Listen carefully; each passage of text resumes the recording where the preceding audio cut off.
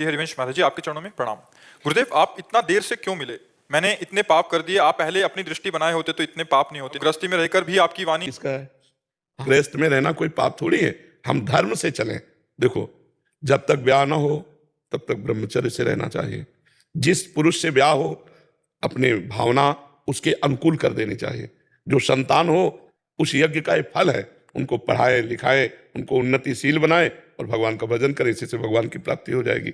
जो धर्म के प्रतिकूल होता है, अब जैसे जिसका किसी पुरुष से ब्याह हो गया और वो दूसरे पुरुष से संपर्क रखती है, व्यभिचार करती है, वो पापिनी है। या जो पुरुष अपनी पत्नी से छुपाव करके दूसरी स्त्रियों से, वो पापी पुरुष है। लेकिन अपने पति या अपनी पत्नी से वो धर्म है। भगवान ने कहा है धर्मयुक्त काम मैं हूं।